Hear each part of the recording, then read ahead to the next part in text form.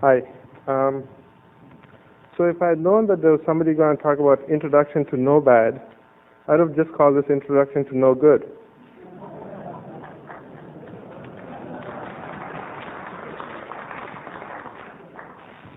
Okay, so this is the agenda for today. The first thing I'm going to start with is IP. And IP is just good enough. It was not well architected. It was not worked out in detail. If you look at the ISO model and, these wonderful 7 layers and everything fitting nicely, it's not quite the same as IP. You have the network, you have the transport, then you've got stuff below and you've got stuff above, and it's just supposed to work. And it doesn't always line up nicely. But the big thing is, we didn't want, well, I shouldn't say we because I had no part of that. But the guys who did it said, we can't predict the future. Let's just make it reasonable, flexible, and extensible, and just deal with things as they happen. I'm sure, talk about DDoS today. Nobody thought of this 15, 20 years ago. The fact is, if you build it good enough and you keep your options open, then you can deal with the changes that occur. And I mention this because in a little while we'll get to a different way of doing things that, well, we'll get there. So IP started off, the big apps in IP were email a long time ago, and simple data services like FTP and news. And now you've got all sorts of funny stuff happening on it. You've got the web, you've got voice with its real-time requirements, you've got video, very large amounts of traffic, small amounts of traffic that need to get there, absolutely. You've got SLAs and grades of service, you've got classes and quality and everything. So IP is just good enough, and the IP control plane is also just good enough. The key is it's flexible, extensible. We did DB routing for a long time. While it was good enough, it was good enough. And when it wasn't, we did link state. Now people ask, is convergence in just a few seconds good enough? And the answer is, well, if you need it in sub-seconds, we'll get there. Because the key is good enough can get better. If you want fast convergence, sub-seconds, we can get there. If you want ultra-fast, you want to do it in 50 milliseconds because it's a magic number, we can get there too. People are talking about bulletproof IP, and so we have a bunch of work in the IETF on the IGP front, on the BGP front, talking about hitless restart. The router goes down, comes up, and keeps going, and no one knew the difference. We've got business IP saying, look, we need stuff to make us money and not to lose us money. And we can get there. So that's IP. There's a different way of doing things. That's ATM. Let's do everything, and let's do it perfectly. Let's anticipate, put everyone in these 5 adaptation layers and say, this is how everything lines up. Let's just do it, right? And it's a big philosophical mismatch with IP. People talk about, IP and ATM and integrating them and stuff. And the first thing you have to realize is they're trying to marry 2 different philosophies. So if ATM is frame relay on steroids, which I've heard often, then MPLS is ATM on happy juice. And the basic idea is it has to be just good enough. And there are plenty of people out there who are trying to make it perfect. And the IETF, and at least some people in the IETF, are saying, no, don't go there. It's an IP control plane. It's an IP philosophy. So what is MPLS? MPLS is basically 3 things. Tunnels. See, I can't count. Never mind. It's tunnels, it's explicit routing, and it's a label stack. Layer 2 independence I only bring up because of ATM. IP is also layer 2 independent. But in a lot of situations, it's important to be layer 2 independent. So why do you want tunnels? Well, if you cannot IP route, so you have non-IP packets, and you want to get them from point A to point B, you need a tunnel. And if you can IP route, but there's private IP addresses, you probably want to use tunnels there. The other reason is that you don't want to IP route. And there are people who talk about a BGP-free core just because BGP is this complex protocol and there's lots of stuff going on. So maybe you want to run BGP on the edge and you don't want to run it in the core. And the other thing is multicast, and I shouldn't make fun of multicast, but a lot of people don't want to run native multicast in their cores. So, how can you do tunnels? Well, if you're MPLS, you can do LDP, and if you're IP, you can do IP in IP, which is IP in IP, or you can do GRE, which is more general purpose. You can do IPsec, and there's this thing that I'm not supposed to know about called UTI. And an important question is, when you're doing tunnels, can a single tunnel from point A to point B do multiple things? So there's this notion of a tunnel demultiplexer. If you have to build a different tunnel for every use that you have to put it to, it could get unscalable pretty quickly. But if you have a single tunnel from point A to point B, and say, everything that wants to get from A to B uses this tunnel, and I have this other field inside the tunnel that says, what service I'm actually doing, that would be very useful for scalability. So let's I'm kind of assuming that introduction to no good is one thing, but I'm assuming you know something about MPLS. If you do LDP tunnels, you have a small header. The MPLS header is like 4 bytes. And if you do IP, it's a little bit bigger. And it might not be an issue, but it's a difference. You have label stacking in MPLS, and you have no stacking in IP. Now, it might not be a huge deal because you do have protocols like GRE that can carry MPLS within them and inherit a label stack. And you have protocols like UTI, which can carry a demultiplexer. And if you don't need a big whole stack, but you just need a tunnel and a demultiplexer, then UTI would be fine. You also need signaling for the demux. You need to say at both ends, I'm using this demux field, value 5 for this service. And there is no signaling in IP yet, but there is work in the PWE3 working group in the IETF on this. One thing about LDPs you get is automatic tunnels. You just tell all your edge routers run LDP, and you get tunnels everywhere. And in IP, so far the tunnels are configured. And this is not a huge problem because you can fix it, but right now it's an issue. With great difficulty, LDP tunnels follow IP routing, and it's kind of trivial for IP to follow IP routing. Right now, maybe because people haven't thought about it and worked on it, MPLS is hard to spoof, but IP is clearly spoofable. MPLS has no data security. IPsec can be used if you want tunnels with security. So the bottom line on tunnels is you don't need MPLS for tunnels, but they have some nice properties. And so you need to sort of sit back and decide for yourself, what's the cost of deploying a new protocol such as LDP, and what are the benefits I get? The other thing that MPLS has is explicit routing. And you could use this for traffic engineering, fast readout, guaranteed bandwidth, and probably a whole bunch of other uses. Now, when I was suggesting that I give this talk, somebody asked me, how much truth are you going to tell? It's a very good question. So I decided all of you guys need 3 handfuls of salt, and you need the first handful right now. It's my claim that connection-oriented paradigm fits nicely with IP's connectionlessness. Take this with 1 handful of salt. So people ask, is ATM a good way of doing traffic engineering, or is it MPLS, or can we just do with IP? And the first question you should really ask is, do I need traffic engineering? If I need traffic engineering, where in my network do I need it? Do I need it in the core? Do I need it edge to edge? Do I need it end to end? Don't go there. But that's actually the first question. And it's too easy to get sucked into answering what's the best way to do it. If you don't, ask whether you need it in the first place, you're going down the wrong path.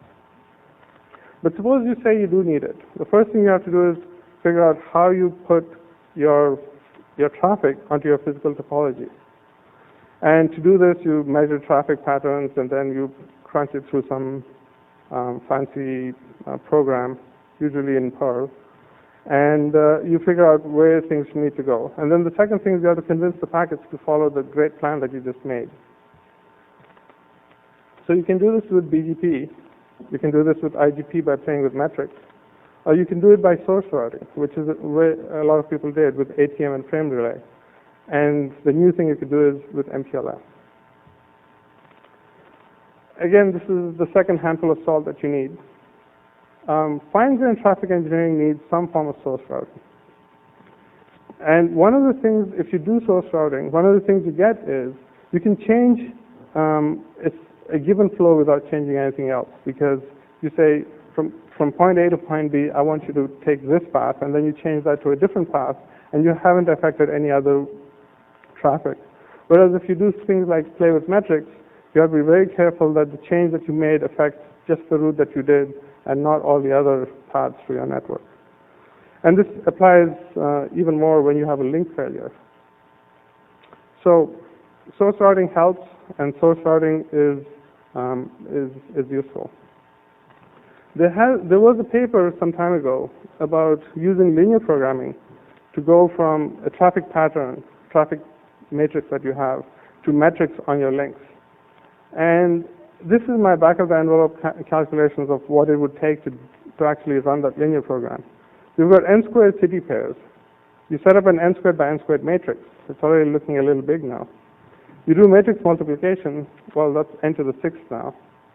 And then if you actually run simplex for doing linear programming, you need a lot of matrix multiplication. So you end up with a fairly large problem. Now, I might have gotten my numbers wrong, but it's a pretty large problem just to figure out what metrics you need to put on your links.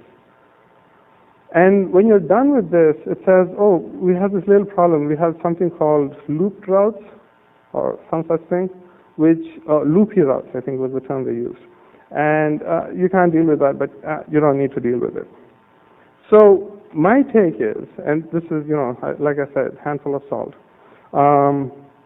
You want source routing, and it's much easier to say you run your magic program that says how to map your traffic onto physical topology, and then you just say these are the explicit routes. I'm done. You don't go through a second step that says compute a whole bunch of metrics and put them on your routers. Oh, by the way, a link went down, compute a new set of metrics, put them on your routers, and these are non-trivial computations. Another thing you could use explicit routing for is fast readout. And as usual, the questions come, can MPLS read out as fast as SONET, which is 50 milliseconds? Can IP read out as fast as MPLS? And you've lost track of the problem. The first question is, do you really need 50 milliseconds? And it depends what traffic you're carrying. Well, once you get over that and define how fast is, the question then you ask is, can I read out quickly without, turning my network into a porridge? And the third question is, if I do all these things, how well does it scale? If you do fast readout with IP, and there are efforts to do this, thank you, all nodes must be told of failure, because all nodes must reconverge. And the next slide will show you why. So that all nodes learn of the failure, you need fast propagation and fast SPF triggers, which means you have to worry about stability. If a link is flapping up and down, you need to be very careful how you damp that. But when you're done, you're done. When all nodes reconverge, you're done. That's it. The fast readout techniques with MPLS, the nice thing about that is only the two ends of the nodes of the link that failed need to know that it's down. So you don't need any signaling. And it's a local operation to detour the traffic onto a separate path. So it's a lot more stable.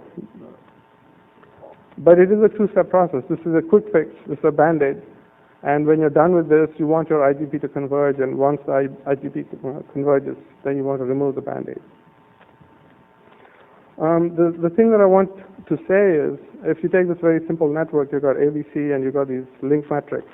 If the link between A and B goes down, if A redoes the SPF without the link A to B, it decides to send packets to C.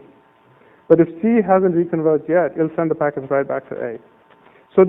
So everyone needs to be on the same page when it comes to fast readout using IP. Whereas if you did fast readout with MPLS, you'd have an explicit path from A to B through C, and the packets would just go to B without going via C, without being IP routed at C, so they wouldn't come back to A. So guaranteed bandwidth is a service that a lot of people offer at layer 2. And it's a service that you might want to offer at layer 3. And again, the first question is, do you need it? But if you do, and this is the third handful of salt, you need source routing, you need call admission control, and you need some way of signaling this. RSVP can do this, and it remains to be seen how well. I'm sure ATM could have done it better. There's a whole bunch of services that are called MPLS services, and the first one is IPVPNs, which is a big favorite here. And then you have layer 2 transport, layer 2 VPNs, transparent LAN services, which is a new subject that a lot of people are talking about. And you have TDM over MPLS over TDM over, people get a bit carried away at points. There's actually this wonderful draft that you should read about how you transport electricity using photons. The thing about all these is they're not really MPLS services, they're really tunnel services. But the problem is the MPLS geeks were responsible. Sorry. Some of these services are enhanced by source routing. So for example, we talk about layer 2 transport or layer 2 VPNs, you might want to say guaranteed bandwidth along with that. And this is why, at the front of the slide I said this services double espresso. You might get more revenue, you might be more jazzed coming to work, or you could also stay up at night worrying about these things. So revenue, that's what it's all about, right? RFC 2547. I'm really glad Randy's not here. It's a new service, and it's a very recent deployment. We don't know whether it'll make money or not. And the question for you guys is, do we give it a shot or do we run like hell? And Randy's answer. And a lot of people are saying, no, we just wait, let someone else suffer, and then we'll figure out how we jump in. Layer 2 VPNs is a slightly different story. It's an old service. There's lots of revenue, lots of deployment. Question is, if you put this over a new transport, is it good enough? We won't give you the same service as a pure frame relay network would or a pure ATM network would, but is it good enough? And the same question for all the services that you could think of. Is it worth putting this in your network? Will it give you revenue? And what's the cost in terms of transitioning your network? Points to ponder. Can good enough IP stay ahead of the curve? Can it get better fast enough to deal with all the stresses put on it? Fast convergence, new services, et cetera, et cetera. I'm not here to tell you yes. I'm not here to say no. Personally, I think it will, but it's a question that you guys have to answer for yourself. But the other question is, even if it can MPLS help? Is MPLS a support, or is it a crutch? Or is it a banana peel in the way of IP? And I'm not here to say, I'm just here to raise the question for you guys to answer. Is connection-orientedness a useful addition to connectionless IP? Like I said, my opinion, you have the fistful of salt, go for it. The other big question is, what other services should you offer, if any, when, and how far should you go? So, having given you this talk, you need to know where I'm coming from. I'm a vendor. For a lot of people, that means a lot. MPLS geek, protocol freak. ATM, I don't particularly like or dislike. IP rules, and IP control plane especially rules. But I'm reasonably agnostic. Pay me enough, and I'll do it for you. Questions?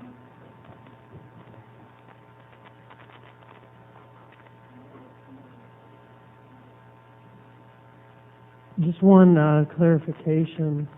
You had a slide, I don't know if you want to page back really fast, that had the comparisons of MPLS and IP tunnels or something like that. Sure. Back.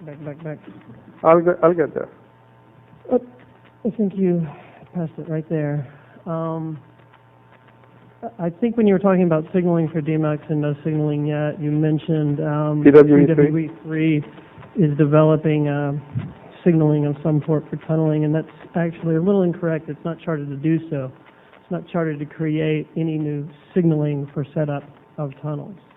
So you want to go out and ITF.org and read that. And also, in general, as far as tunneling technologies running over IP, there's a number that have been using signaling for some time.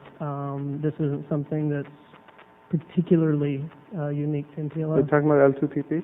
Well, this is one. Okay. You see the L2TP stamped on my head, but mobile IP uses signaling, and it does IP tunneling. L2TP, of course, does signaling, and it's got label kind of things. You could probably think of some more that have been defined in the ITF that have some sort of a signaling associated with the setup of the tunnel. So I should add L2TP to that? IPsec is one. There is signaling set up with the tunnel. I mean, maybe more focused on policy and such, but there's definitely a signaling plane. Yeah. Okay. So that's just a little bit misleading there. I don't know if it's a small point maybe in your overall presentation here, but I didn't want to. No, it's actually, thank you for pointing that out. I tend to forget about L2TP. And the signaling for DMUX that I was talking about was to separate services. So maybe IPsec could be made to do the same. I'd have to look at that, but that's a very well, good we're just point. talking about the signaling was for tunneling. DMUX. Signaling is something that has certainly been around for a while for tunneling protocols that run over IP, including L2TP. But I didn't want to run up here and just start waving an L2TP flag that maybe some of those that know me probably thought I was going to do. Okay, thank you.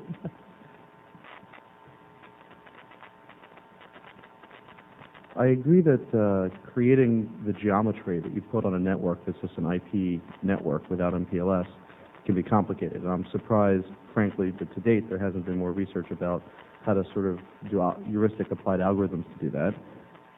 That's also why the bandwidth trader's dream of turning up OC48s in 10 minutes and just plugging it into your network, isn't really coming about. One of the things that confuses me about MPLS is tunnel placement. How do you figure out how to configure that? Because it seems that a lot of that is just as art and heuristics in the human mind as putting the geometry on the underlying network. In particular, the worry that I have is that people will place tunnels based on what the traffic normally is, what the flows normally are, and when you actually have outages, how do you actually know what the flows will be? And it seems that in some ways, basic IP with the standard geometry problems that we're all familiar with might deal better than that. It might deal better with those types of situations. And I haven't really seen a lot of, I'd say, intelligent analysis about what happens in times of failure with the problems of sort of humans just placing tunnels, heuristically. One of the things you can do with IP, with MPLS, is when you define, if you're using tunnels for traffic engineering, you basically know where it starts and where it ends, and you want to know how to place it on your physical topology. So what you do is you sit down and figure out where to put the traffic in the best case where all your links are working, and then you figure out an alternate path where any of the links there fail. And you can flip from one to the other. Did I not hit your question? I guess let me just give an applied example. I want to build an OC48 from LA to Chicago because I have peers that I preference in Chicago and I happen to be sending them lots of traffic. My physical topology actually stays the same, but the provider is having a med problem and I honor meds, or they're having a more specific problem, or they're having some problem, and the circuit goes down, and I need to now send a lot of my external traffic to Seattle. But I didn't actually know that because my flows don't normally go that way. But meanwhile, I've just reserved potentially a huge amount of bandwidth to Chicago for something that I'm not actually talking to in Chicago. It seems that that kind of regression analysis often isn't done, or there is no sort of methodology around that, just as there is. And in situations like that, in some ways, the sort of gross geometry and the way that IP works handles that better. So that's an example of the kind of thing I'm talking about. I understand. I'm not sure that IP handles it better because everyone just runs for the shortest path and you get congestion. But it's definitely something we should look at in the context of MPLS. I think we should also look at it in the context of IP. But you just have so much less control in IP. Anyone?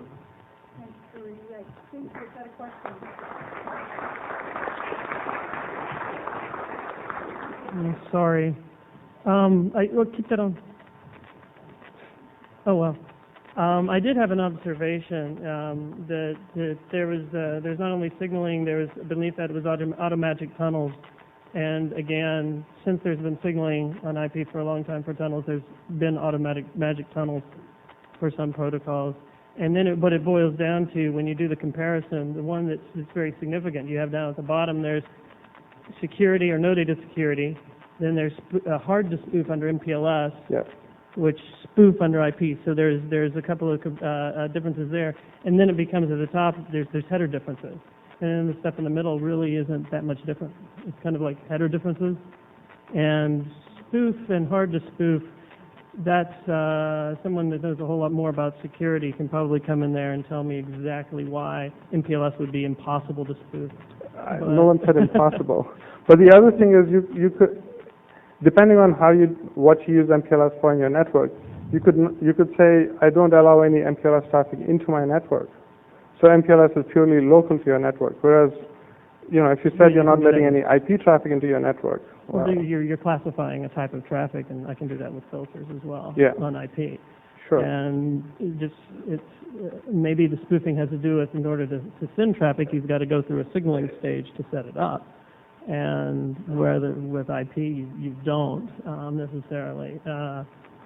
So it's not a question that IP is impossible to make spoof or MPLS is impossible to spoof. The question is it's a matter of degree of difference. MPLS right now is hard to spoof, and IP is easier to spoof. And the thing is, you have to let IP traffic into your network, so you have to do a lot more work to detect spoofing. Whereas for MPLS, the easy thing is to say, no, I don't let this come into my network. As for control traffic, you have all kinds of techniques to prevent, MD5 authentication or whatever, so that the signaling stuff doesn't come in, because that's a lot different. Yeah, okay. Well, this can, of course, be taken offline, but Sure. It just seemed to me that it kind of boiled down to headers. Yeah, okay. Sure. Thank you.